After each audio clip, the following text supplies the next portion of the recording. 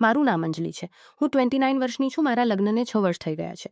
હું ઉત્તર પ્રદેશના એક નાના ગામની સાધારણ છોકરી છું. ગોરું રંગ લામકાજથી મારું શરીર વખત ઢીલી ચૂંટીમાં બાંધી લેતી છું. ઘરના કામું ઘટવારેલું અને ભરપૂર બની ગયું છે કે મારી કમરની લચક અને છાતીની ઉભાણ જોઈને ઘણા લોકો થોભી જાય છે. મારી આંખોમાં એવી નમીદાર ચમક છે જે વાત કરતે કોઈને આકર્ષિત કરી લે છે. મારા પતિનું નામ રોહન છે. તેઓ શાંત સ્વભાવના છે. આખો દિવસ ખેતરોમાં વ્યસ્ત રહે છે. અમારું સંયુક્ત પરિવાર છે. સાસુમાં સસુરજી અને સૌથી મોટા જેઠજી અર્જુનજીની ઉંમર લગભગ 29 વર્ષ છે. કઠોર ચહેરો, ઊંચી મજબૂત શરીરરચના, પહોળા ખભા અને અવાજમાં એવી ગહનતા કે જે સાંભળતા જ શરીરમાં એક અજીબી સનસનાટી પેદા કરી દે છે. આખા ગામમાં તેમને ઘણી ઇજ્જત મળે છે. લગ્ન પછી જ્યારે હું આ ઘરમાં આવી ત્યારે અર્જુનજી મને સન્માનની નજરે જોતા હતા, પણ ધીરે ધીરે તેમની નજરમાં એક અલગ પ્રકારની ભૂખ. રોહન ઘણી વખત બહાર રહેતા. ઘરમાં મોટે ભાગે હું, સાસુમાં અને અર્જુનજી હોતા. તે દિવસે સવારે હું રસોડામાં ચા બનાવતી હતી. મારી હળવી સાડી પરસેવાથી શરીર સાથે ચોંટી ગઈ હતી, જેમાં મારી કમર અને ઉભરતા ભાગો સ્પષ્ટ દેખાતા હતા. અર્જુનજી આંગણામાં અખબાર વાંચતા હતા. અંજલિ, ચામાં થોડું વધારે આદુ નાખજે, આજે ઠંડી ઘણી લાગે છે. તેમનો ભારે અવાજ આવ્યો. જ્યારે હું ચા લઈને તેમની પાસે ઝૂકી ત્યારે મારો પલ્લો થોડો સરકી ગયો. મારા ગોરા ગળા અને હળવા ફપટા સીધાની ઝલક તેમની આંખો સામે આવી. તેમની નજર પળ માટે ફેરવી લીધી, પણ તેમનો શ્વાસ થોડો ઝડપી થઈ ગયો હતો. ખૂબ મહેનત કરો છો તમે. રોહનને એટલી સારી, એટલી પૂર્ણ બહુભૂમિ જોઈને ઘણી ખુશી થાય છે. તેમની વાતમાં ડબલ મિનિંગ સ્પષ્ટ હતી. હું શરમાઈ ગઈ. ગાલ લાલ થઈ ગયા. આપ જ સૌ સંભાળો છો જેઠજી, મેં ધીરે કહ્યું. તે દિવસ પછી મારા શરીરમાં એક અજાણી ગરમાટ રહેવા લાગી. બપોરે સાસુમાએ જૂની અલમારી સાફ કરવા કહ્યું. રૂમ તંગ હતો. અર્જુનજી મદદ કરવા આવ્યા. એક ભારે ડબ્બોરત પાછળથી મને પકડી લીધી.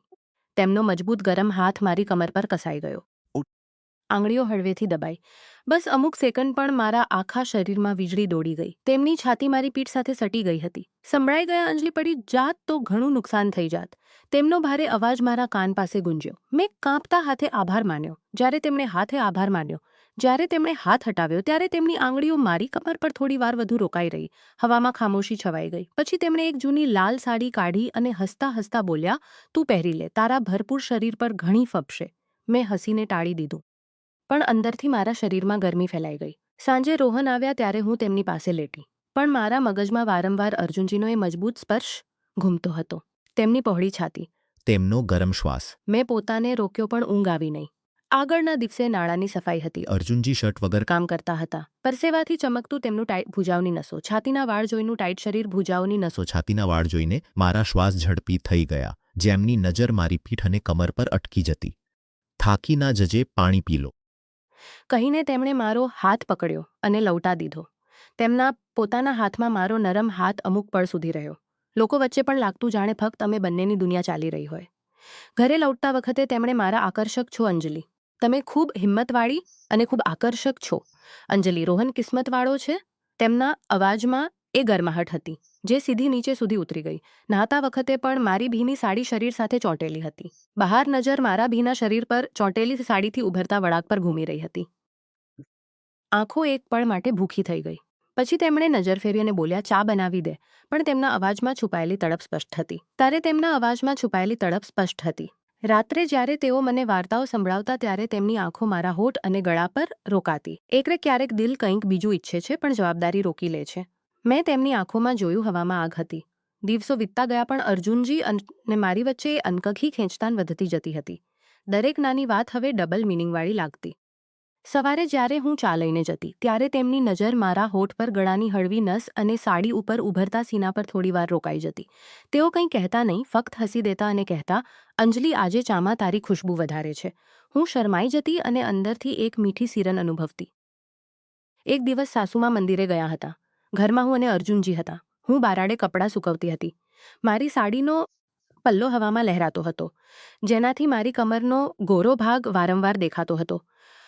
અર્જુનજી અચાનક પાછળથી આવ્યા અને બોલ્યા, અંજલિ, આવાળું કપડું ઉપરી ખુલ્લી થઈ ગઈ.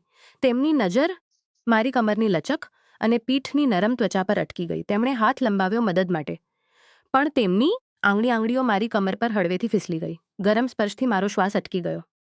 સોરી, ફિસલી ગયું. તેમણે ભારે અવાજમાં કહ્યું.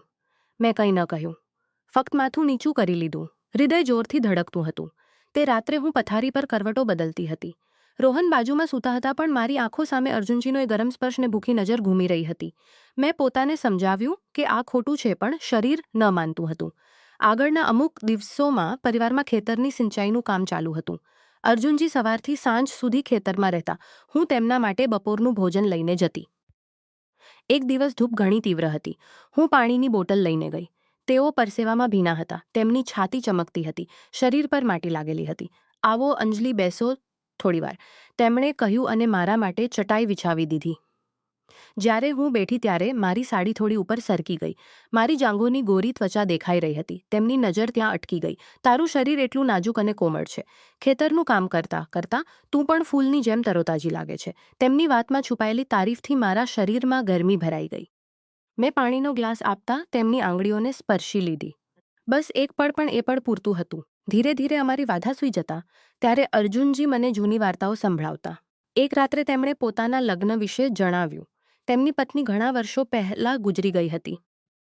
તે પછી મેં ક્યારેય કોઈને નજીક ન આવવા દીધી. તેમણે કહ્યું, પણ હવે ક્યારેક લાગે છે કે જિંદગીમાં કંઈક ખામી રહી ગઈ છે. તેમની આંખોમાં એ તન્હાઈ અને ઈચ્છા બંને હતી. મેં હિંમત કરીને તેમનો હાથ થામી લીધો. જેઠજી, આપ એકલા નથી. હું છું ને. મારો હાથ થામતા તેમની આંગળીઓ મારી હથેલી પર હળવેથી દબાઈ. એ સ્પર્શ બોલતો હતો કે આ ફક્ત સાંત્વન નથી, કંઈક વધુ છે. અમે લાંબો સમય હાથ થામીને બેઠા રહ્યા. હવામાં સન્નાટો હતો, ફક્ત અમારા ઝડપી શ્વાસનો અવાજ. એક દિવસ ગામમાં નાનો ઉત્સવ હતો. હું તૈયાર થઈ રહી હતી. લાલ સાડી પહેરી. લાલ સાડી બ્લાઉઝ થોડું ટાઈટ હતું. જ્યારે હું તૈયાર થઈને નીકળી ત્યારે અર્જુનજી મને જોઈને રોકાઈ ગયા. તેમની નજર મારા ફૂફાથી શરૂ કરીને સીના, કમર અને જઈને ઘૂમી ગઈ. અંજલિ, આજે તું ખૂબ સુંદર લાગે છે, તેમણે કહ્યું. અવાજમાં એ કાંપણું હતું જે છુપાઈ ન શક્યું. આ સાડી તારા શરીર પર જાણે ઢળી ગઈ છે. હું શરમાઈ ગઈ, પણ અંદરથી ખુશ હતી. ઉત્સવમાં પણ તેમની નજર વારવાર મારા પર આવતી. જ્યારે હું નાચતી હતી ત્યારે એમની આંખો મારી ઘૂમતી કમર અને હિલતા સીના પર ટકી રહેતી. ઉત્સવ પછી ઘરે લૌટતા વખતે રસ્તો સુનસાન હતો. અર્જુનજી મારી સાથે ચાલતા હતા. અચાનક તરત હાથ લંબાવ્યો અને પલ્લો ઉડી ગયો. પણ તેમના હાથ મારા ખભા અને ગળાને સ્પર્શી ગયા. અમે બંને એક પળ માટે ખૂબ નજીક આવી ગયા. તેમના શ્વાસ મારા ચહેરા પર પડી રહ્યા હતા. અંજલિ, તેમણે બસ એટલું કહ્યું. તેમની આંખોમાં એ તડપ હતી જે હવે છુપાઈ ન શકતી હતી. મેં નજરો નીચી કરી લીધી, પણ મારા શરીરમાં આગ લાગી રહી હતી. ઘરે આવીને મેં પોથી પણ મારા શરીરમાં આગ ઝડપી હતા.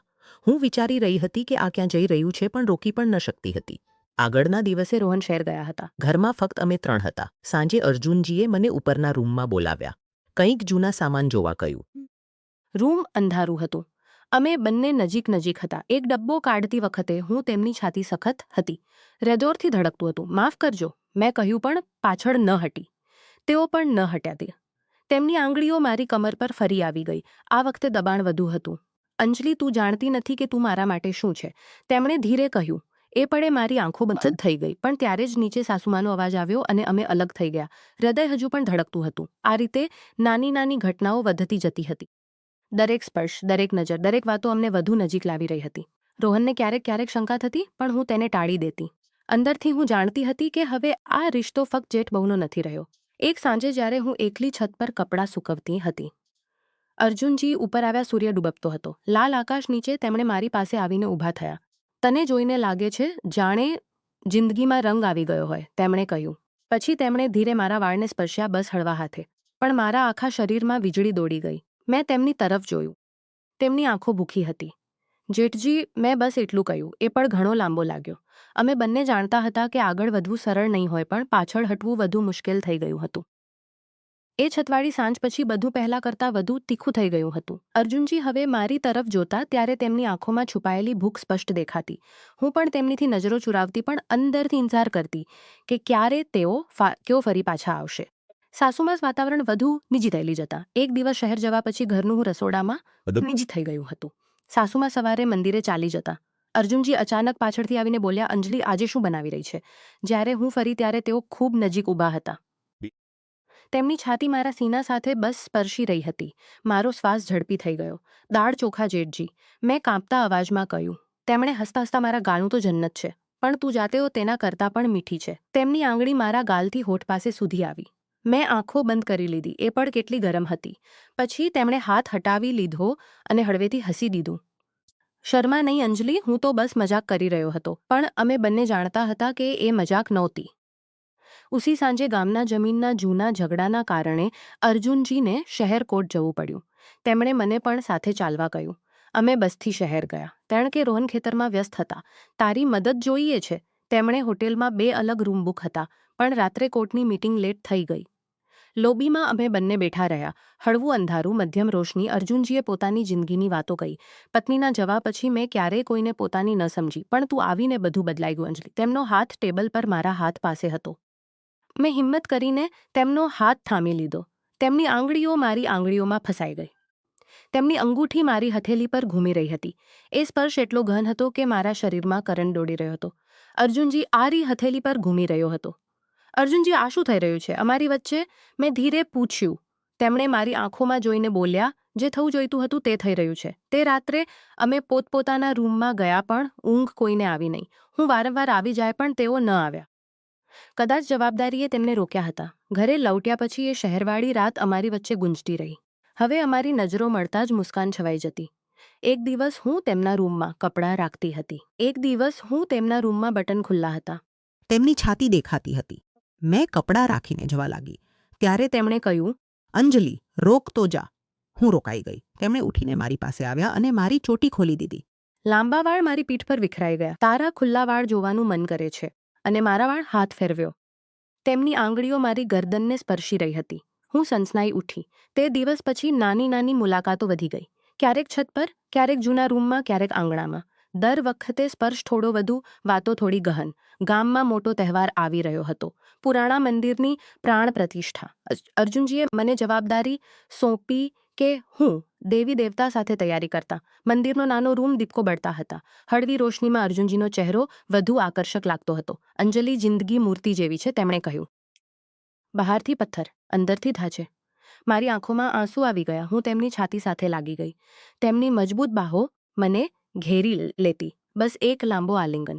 તેમના હૃદયની ધડકન મારા સીના પર અનુભવાતી હતી. તેમના હાથ મારી પીઠ પર ધીરે ધીરે ઘૂમી રહ્યા હતા. એ ગરમાહટ, એ સ્પર્શ, હું બધું ભૂલી ગઈ. જેઠજી, હું ડરી છું. મેં ફૂસફૂસાયું, ડરો નહીં, હું છું ને. તેમણે મારા લાંબો સમય એકબીજાની નજીક રહ્યા. કોઈ ગલત કામ ન થયું, પણ જે થયું તે ભાવનાઓનો સૈલાબ હતો. તહેવારના દિવસે મંદિરમાં ભીડ હતી.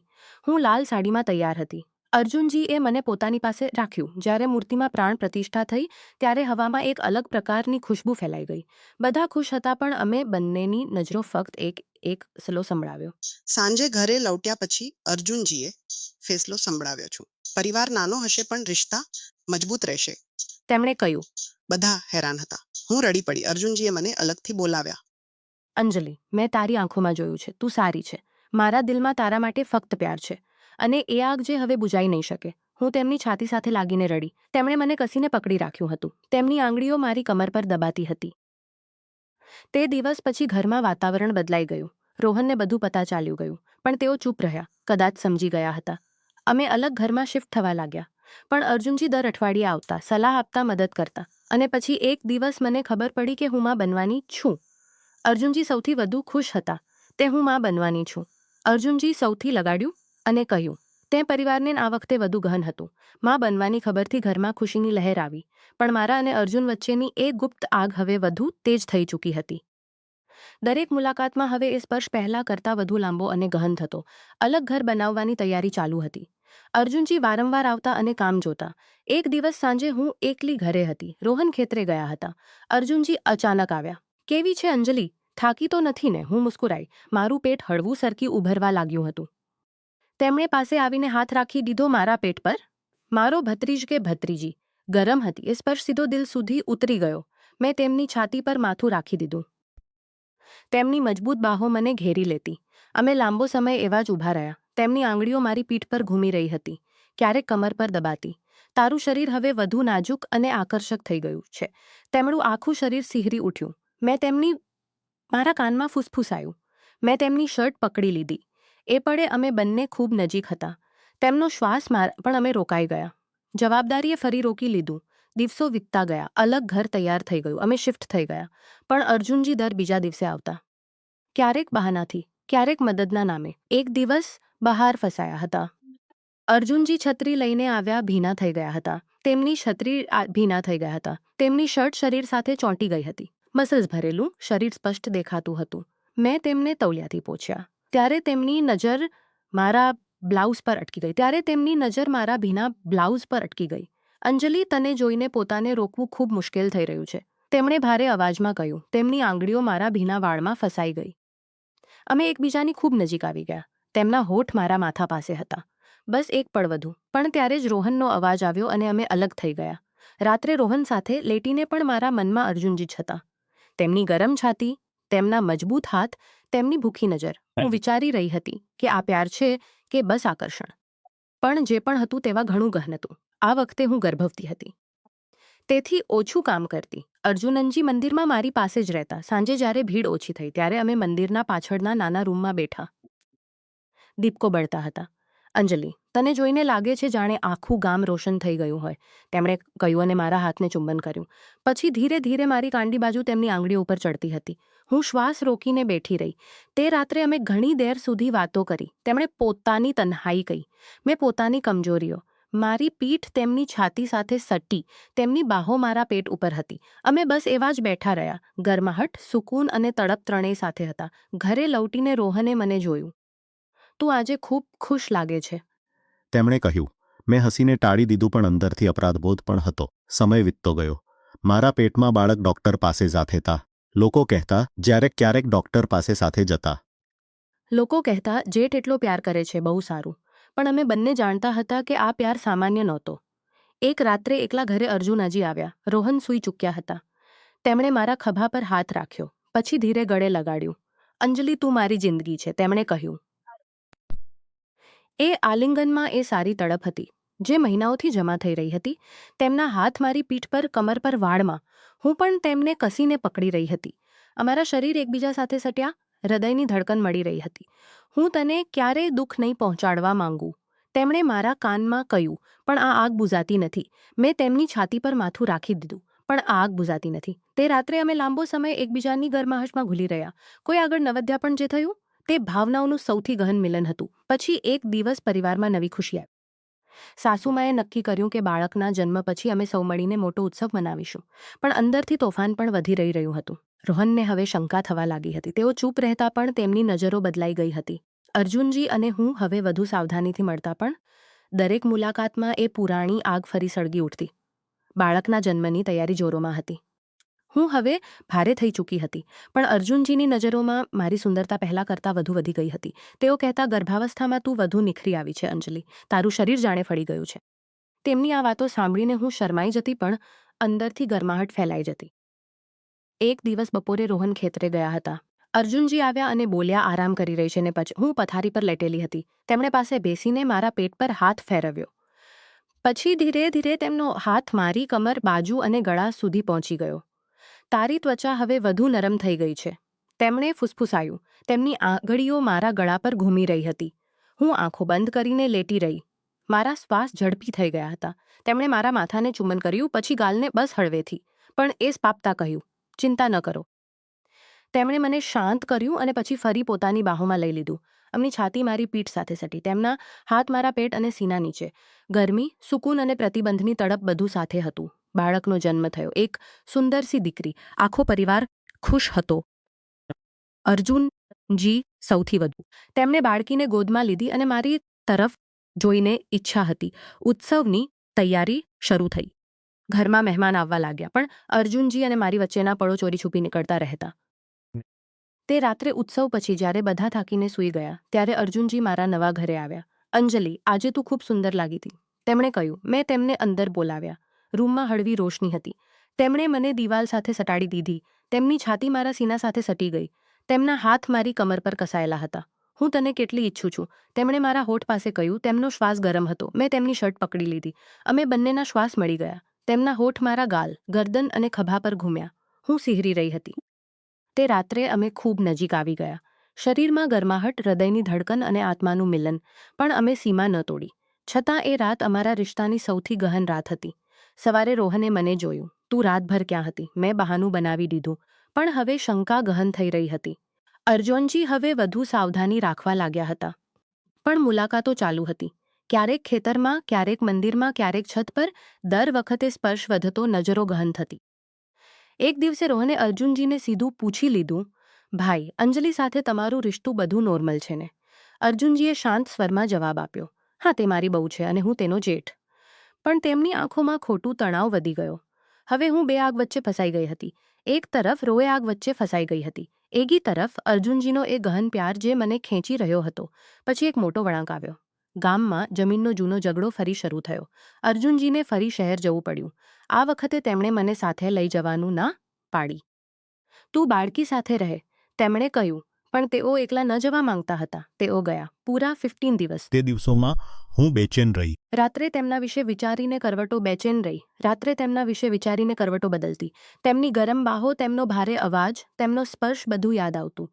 જ્યારે તેઓ લૌટ્યા તો પહેલી મુલાકાતમાં તેમણે મને કસીને ગળે લગાડ્યું. ખૂબ યાદ આવી છે. અમે લાંબો સમય સાથે રહ્યા. તેમણે મારા વાળ સહલાવ્યા, મારી કમર પર હાથ ફેરવ્યો, મારા હોઠને પોતાની આંગળીઓથી સ્પર્શ્યા. અમે બંનેની આંખોમાં આંસુ હતા. પરિવાર હવે પહેલા જેવો નહોતો. બધું બહારથી શાંત હતું પણ અંદર તોફાન ચાલી રહ્યું હતું. અર્જુનજીના લૌટ્યા પછી ઘરનું આખું વાતાવરણ બદલાઈ ગયું હતું. રોહન હવે વધુ ખામોશ રહેવા લાગ્યા હતા. તેઓ મને અને અર્જુનજીને જોતા પણ કંઈ ન બોલતા. હું અંદરથી કાંપી રહી હતી. એક સાંજે અર્જુનજી આવ્યા રોહન ઘરે હતા. તેમણે સામાન્ય વાત કરી પણ તેમની નજરો મારા પર હતી. રાત્રે રોહને મને પૂછી લીધું, અંજલિ, તને અર્જુનભાઈથી કંઈક વધુ લગાવ લાગે છે? શું? હું ડરી ગઈ, આંખો નીચી કરી લીધી. ના, તે મારા જેઠ છે. પણ રોહનને યકીન ન થયું. તે રાત્રે હું રડી. આગળના દિવસે અર્જુનજીને બધું પતા ચાલ્યું ગયું. તેમણે મને અલગથી બોલાવ્યા. અંજલિ, હું તને દુઃખ નહીં આપવા માંગુ. જો તું કહે તો હું દૂર થઈ જાઉં. મારી આંખોમાં આંસુ હતા. હું તમને ગુમાવવા નથી માંગતી જેઠજી. મેં તેમનો હાથ પકડી લીધો. હું તમને ગુમાવવા નથી માંગતી જેઠજી. પણ આ વખતે આલિંગમાં દર્દ પણ હતું, પ્યાર પણ હતો. તેમની આંગળીઓ મારી પીઠ પર કાંપી રહી હતી. તું મારી જાન છે, તેમણે કહ્યું. પછી તેમણે ફેસલો લીધો. તેમણે રોહનને અલગ બોલાવ્યા. બંને ભાઈઓ વચ્ચે લાંબી વાત થઈ. રોહન ગુસ્સે હતા, પણ અર્જુનજીની વાતોમાં સચ્ચાઈ હતી. તેમણે કહ્યું, મેં ક્યારેય સીમા ન તોડી. બસ દિલથી ઈચ્છું છું તેને. રોહન ચૂપ રહ્યા. છેવટે તેમણે કહ્યું, ભાઈ, પરિવાર તૂટવો ન જોઈએ. ધીરે ધીરે વસ્તુઓ સામાન્ય થવા લાગી. અર્જુનજી હવે ઓછા આવવા લાગ્યા. પણ જ્યારે આવતા ત્યારે તેમ નજરોમાં એ જ પુરાણી ગરમાહટ હતી. અમારી મુલાકાતો હવે ઓછી પણ વધુ ગહન થઈ ગઈ હતી. બાળકી મોટી થવા લાગી. હું હવે માં બની ચૂકી હતી. પણ અંદરની એ ઔરત હજુ પણ જીવંત હતી, જે અર્જુનની નજરોમાં સુંદર લાગતી હતી. એક દિવસ તહેવાર પર આખો પરિવાર એકઠો થયો. અર્જુનજીએ સૌને એકઠા કર્યા અને કહ્યું, જિંદગીમાં રિશ્તા કર્યા અને કેટલાક સમજમાં નથી આવતા પણ દિલ જાણે છે. તેમની વાત સા પરિવારને આગળ રાખ્યો છે. તેમની વાત સાંભળીને મારી આંખો નમ થઈ ગઈ. તેમણે મને જોયું અને હળવેથી મુસ્કુરાયા. સમય સાથે એ આગ ધીમી જરૂર થઈ, પણ ક્યારેય બુજાઈ નહીં. અમે હજુ પણ એકબીજાને ઇજ્જત અને ગહન પ્યારથી જોઈએ છીએ. રોહન સમજી ગયા હતા. પરિવાર મજબૂત થઈ ગયો હતો. પણ દિલમાં એ જગ્યા હંમેશા તેમના નામે છે. આ કહાણી ફક્ત જેઠ અને બહુની નથી. રિશ્તાઓની ગહનતા, ઈચ્છાઓ, જવાબદારીઓ અને પ્યારની છે. સારા લોકો સમજી જશે કે શું થયું કે નહીં, પણ અસલમાં સમજ અને સીમાઓનો સફર હતો.